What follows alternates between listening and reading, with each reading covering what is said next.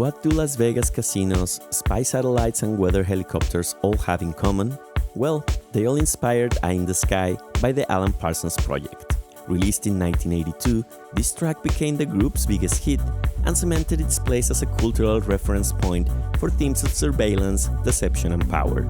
Today, I'll break down the story behind the song, and then I'll show you my own version using the Wurlitzer 200A, the Juno-60, the Linn LM1, and some VSTs inside Logic Pro.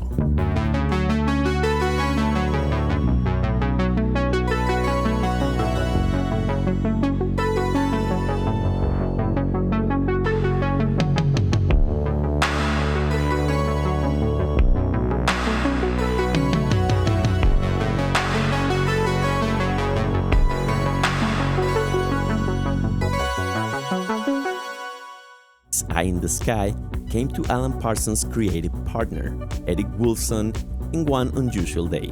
First, while visiting the Tropicana Hotel in Las Vegas, he was shown their surveillance system, nicknamed the Eye in the Sky. Later, he heard the term again in a news segment about a spy satellite, and then once more during coverage by a weather helicopter. 3 separate moments, all tied up to the same idea: an unseen observer always watching. Woolfson took the phrase and shaped it into a metaphor that went far beyond casinos and cameras. Parsons later connected the album's theme to Big Brother, a fictional character and leader of the totalitarian state of Oceania in George Orwell's 1984, saying it reflected modern-day monitoring from cameras to media, symbolizing that someone is always watching. What's fascinating is that Alan Parsons himself didn't initially believe in the song. He even bet guitarist Ian Bernson that it wouldn't succeed as a single. It became their most recognizable track and peaked number 3 on the Billboard Hot 100 and hitting number 1 in Canada and Spain. Eye in the Sky is inseparable from its cosmic instrumental prelude, Sirius. Built on the Fairlight CMI, it created that rising sequence which would later become legendary as the intro music for the Chicago Bulls during the Michael Jordan era back in the 90s. The Alan Parsons Project often employ state-of-the-art recording gear at Abbey Road studios, layering guitars, analog synths, and live instruments with meticulous precision. Parsons, a former engineer for Pink Floyd's Dark Side of the Moon, brought that same level of sonic clarity and depth to this track. The band wasn't a traditional lineup, it was more of a revolving collective. Woolfson wrote and sang lead vocals, Alan Parsons produced and engineered, and a cast of top-tier musicians fill out the sound. People like Ian Bernson on guitars, David Patton on bass, Stuart Elliott on drums, Chris Rainbow and Lenny Sakatek on backing vocals. From Orwell to Las Vegas, Eye in the Sky remains one of the most enduring songs of the 1980s, and a shining example of Alan Parsons' genius in blending storytelling with sound. Over 40 years later, Eye in the Sky stands as a perfect balance of progressive rock and pop. Welcome to another Nostalgic Explorer video, and today this is a recommendation, so thank you so much for sending the tracks that you want me to explore.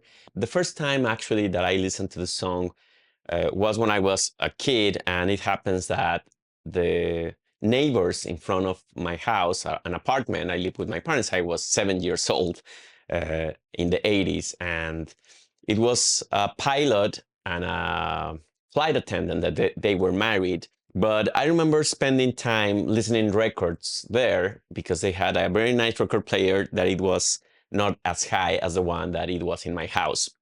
The pilot offered me to go and buy a record. All of this sounds like red flags, but believe me, there are no red flags on this. And we went to the store, record store, and he got actually this album by Alan Parsons. I don't think it was actually the main album, it was like the hits. And actually, when he bought it, he told me, "Can I trust you to have this tape? You can listen to it in your house, but please return it with no damage because I just bought it, so I think you're gonna like this tape a lot. And then when you listen to it, just bring it back to me." So that's the first time that I actually listened to this song, and I remember loving that tape. And yeah, I have to give it back at some point, but I listened to it like many times. I think, yeah, I always say that I listen many times to albums, but I think that was the case in our era. Let me know when is the first time that you listen to this song, if this is the first time that you listen to this song, and what are your thoughts about this song in particular. I'm gonna be creating this track using the Wurlitzer 200A. This was actually used in the original recording of this track. This is a beautiful electric piano. It has such a sweet, I call it sweet sound because it is actually, it's like candy when you hear it. The rest is gonna be with the use of my regular usual suspects, the Juno-60. Maybe I'm gonna be using some VSTs. Let's see where this track takes me, and then we will finalize our track. This is a beautiful instrument, and you can hear how beautiful this is.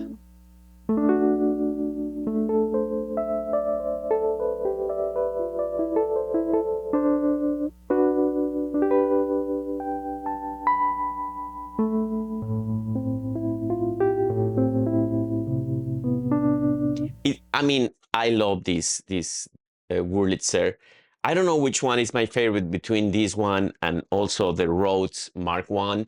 All of these have been restoration projects that I've been having through the years, and you can see some videos that I uploaded. Not of these in particular, but the Rhodes, just changing a lot of parts. But it's been amazing. Now I think it's almost completed.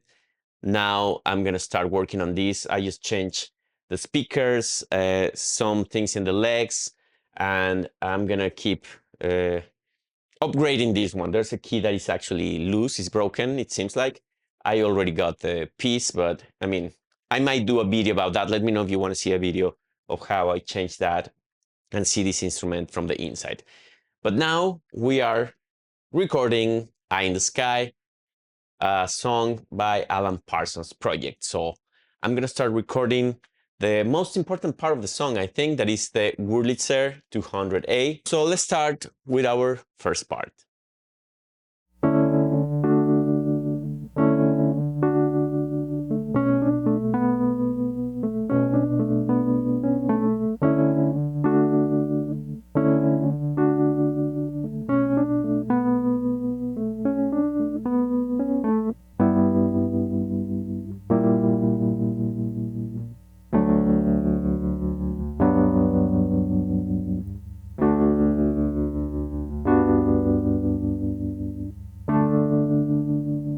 It's beautiful the way this sounds. I think it's a really beautiful melody, and you cannot really replace the Wurlitzer by any means.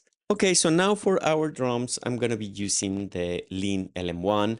I was actually debating between the LinnDrum and this one, but I mean, I have the Linn, we have to use it in some way. So I'm just gonna record the bass here, and then I'm gonna be doing post-production process.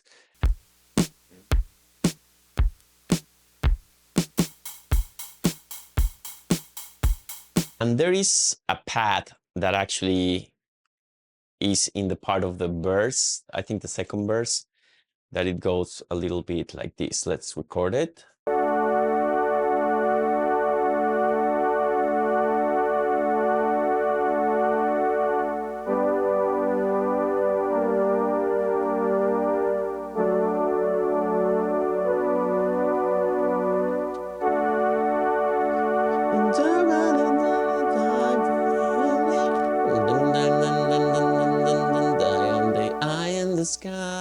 And then we have this intro that is a synth, actually, that I think that's the Fairlight.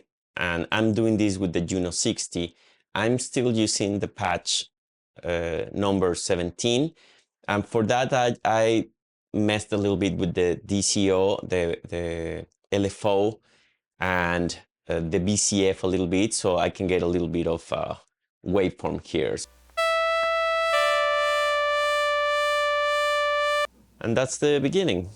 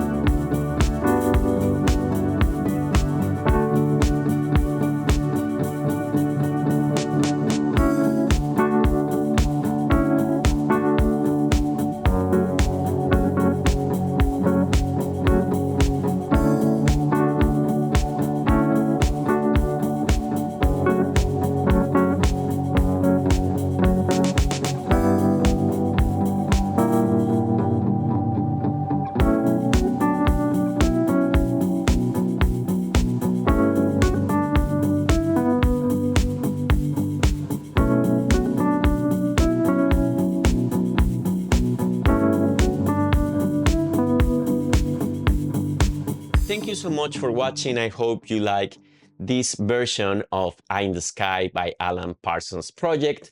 And remember that you are going to be able to download the stems of this track in my Patreon. But actually, I would like to hear your feedback. I am going to be creating some membership, but I would like to make sure that is membership that you are interested to have. So in the comments, please send me your suggestions, what you would like as part of the memberships, so I can build something that is tailored for you. Thank you so much again for watching, and also thank you so much for 10,000 subscribers. This has been an amazing ride. I really appreciate all the support with my videos. Again, this is a learning experience. Every time I choose a track, I am discovering not only the music and also the history behind these tracks. So thank you so much, and see you in another nostalgic exploration.